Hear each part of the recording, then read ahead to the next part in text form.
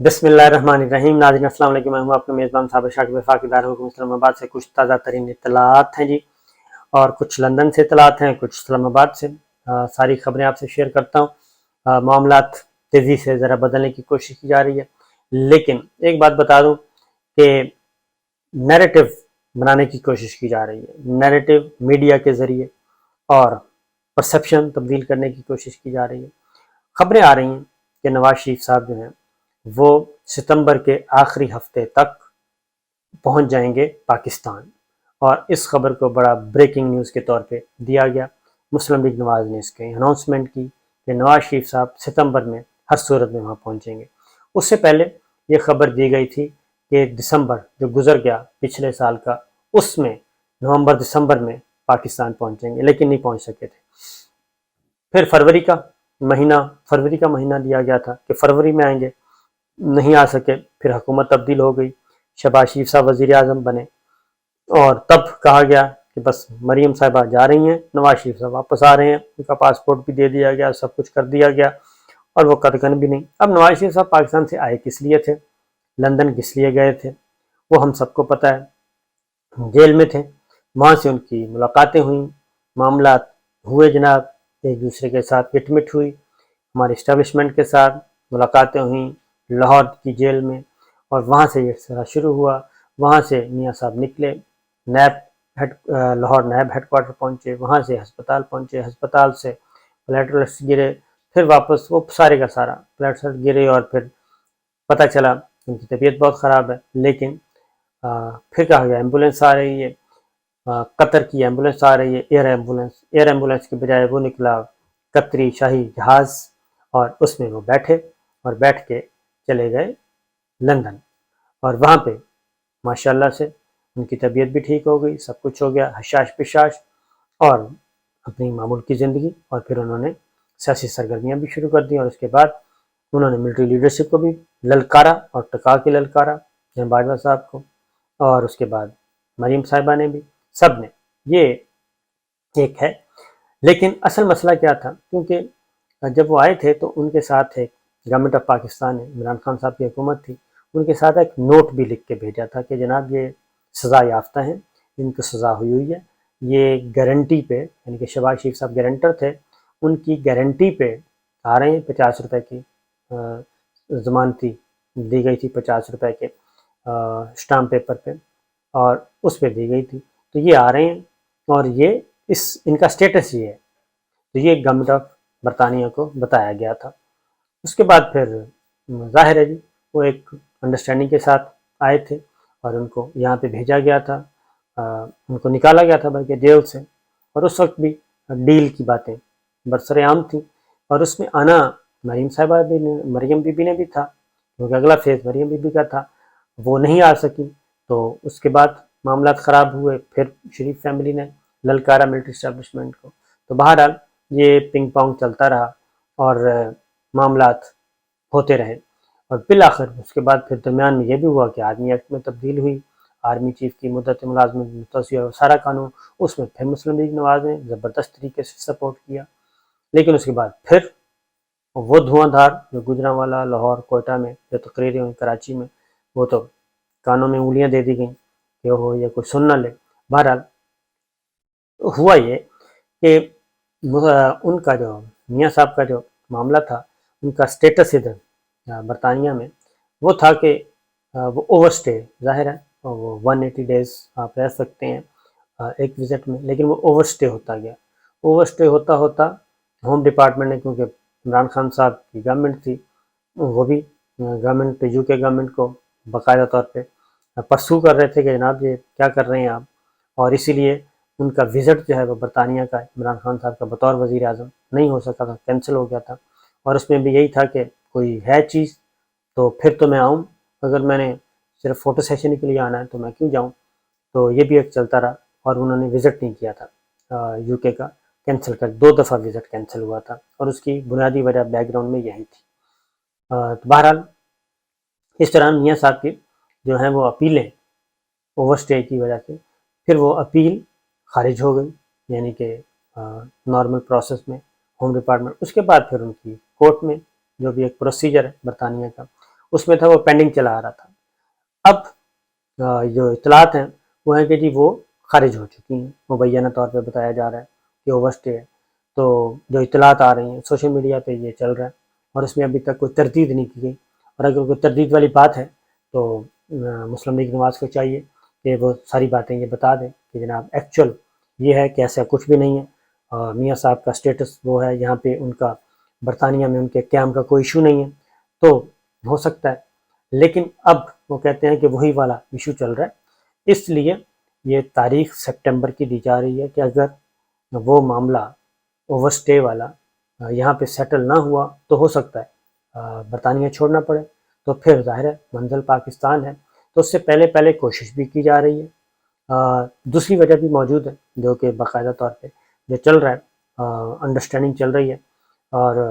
Visit ہوا ہے جہاں صاحب کا ادھر یو کے کا، اس کو بھی لنک کیا جا رہا ہے. مختلف جو سورسز ہیں، مختلف جو انالسٹ ہیں، اس کے ساتھ لنک کر رہے ہیں کہ نہیں، کھچڑی پک رہی ہے، کچھ نہ کچھ ہو رہا ہے. کیونکہ شہباز شریف صاحب یہ جو سارا تحریک عدم اعتماد اور اس کے بعد سارا کچھ ہوا، ملاقاتیں جو بھی ہیں وہ بھی اس کو کر رہے ہیں. حیدر مہدی صاحب نے تو خیر بہت بڑے بڑے کلیم کیے ہیں، جو انالسٹ ہیں اور ریٹائرڈ ہیں وہ بھی، انہوں نے تو بہت بڑا کلیم کیا ہے سوشل میڈیا پہ. اس کی جو ان کے شارٹس ہیں، ان کے ساؤنڈ بائٹس ہیں، وہ چل بھی رہے ہیں کہ وہ اکیلے نہیں آئے تھے، فلاں ان کے ساتھ تھا. تو بہرحال جب تک یہ تو میرا خیال ہے کہ افواج پاکستان کے ترجمان کو اس بارے میں وضاحت کر دینی چاہیے باقاعدہ طور پہ، بڑے کھل کے کرنی چاہیے، کیونکہ اس سے وہی بات ہے کہ کنفیوژن پیدا ہوتی ہے، کیوس پیدا ہوتا ہے، اور معاملات پھر اس طرح کی جو خبروں کو فیک نیوز ہیں، پروپیگنڈا ہے، سوشل میڈیا پروپیگنڈا ہے، یا جو بھی ہے، اگر آپ ان کو بر وقت ان کی تردید نہیں کرتے تو پھر چیزیں پھیلتی رہتی ہیں. تو اس لیے میں دوبارہ یہ کہوں گا کہ کیونکہ بڑے سنگین نوعیت کی گفتگو حیدر مہدی صاحب نے کی ہے،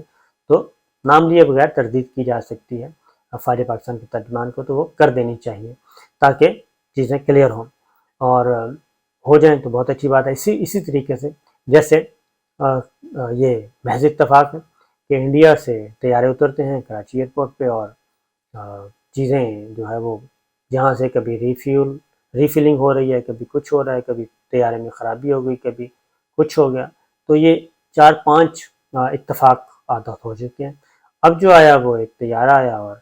لے کے چلا گیا حیدرآباد، انڈیا سے آیا راجیو گاندھی انٹرنیشنل ایئرپورٹ سے، کراچی اترا، کراچی سے سواریاں لیں 12-14، وہ چلا گیا.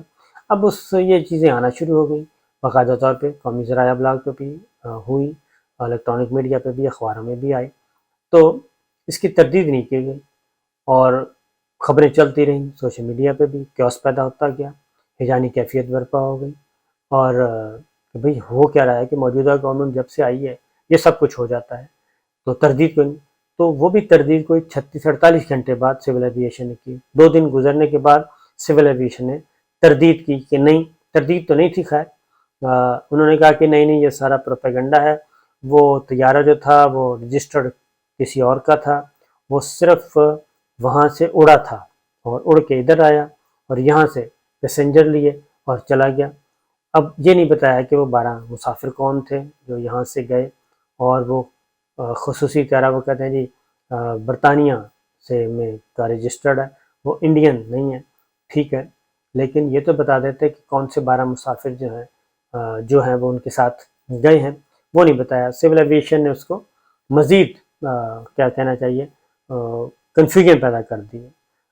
طیارے کی انڈیا سے روانگی بھی کنفرم کر دی،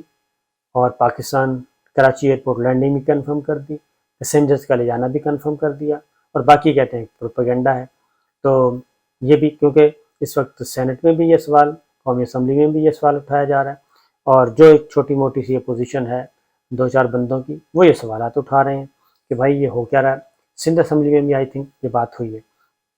اب ایک اور کچھ خبریں ہیں جو کہ کافی خطرناک ہیں، اس لیے وہ نواز شریف صاحب کے معاملے کو وہ کہہ رہے ہیں کہ عام انتخابات سے پہلے، کیونکہ رانا ثناء اللہ صاحب نے بھی کہا کہ عام انتخابات سے پہلے آ جائیں گے.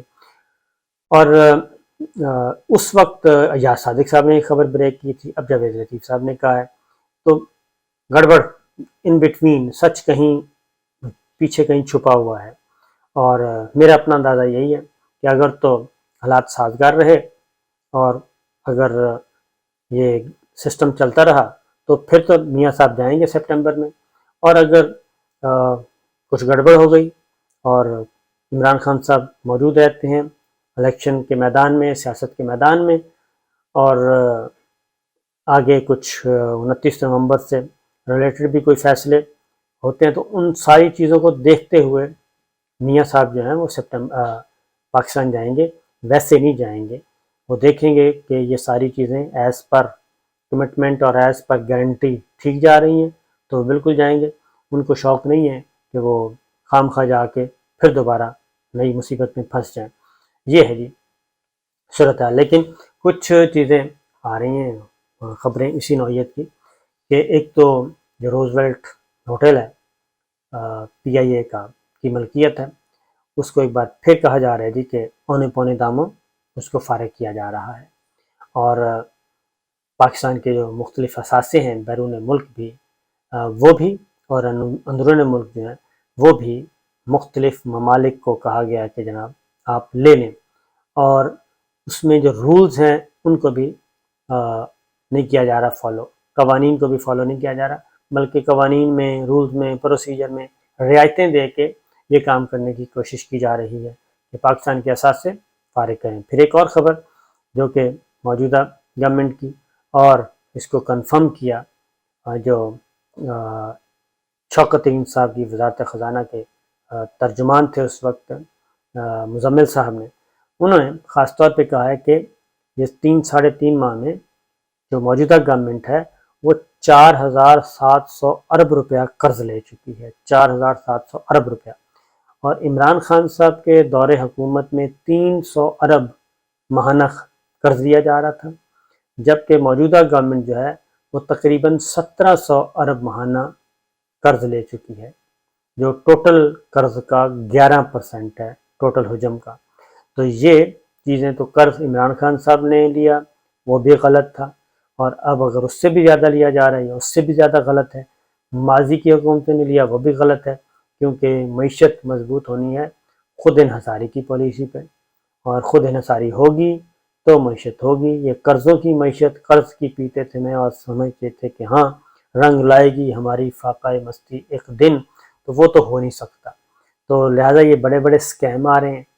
اور 3.5-4 ماہ کے اندر اندر ہو چکے ہیں، اور ڈالروں کی اسمگلنگ کی باتیں بھی ہو رہی ہیں، سب کچھ ہو رہا ہے، لیکن پوچھ کوئی نہیں رہا، اور اس پہ ذرا تھوڑی سی تشویش ہے۔ یہ چند خبریں تھیں، میں نے کہا آپ سے شیئر کر لوں۔ اجازت دیجیے، اللہ حافظ۔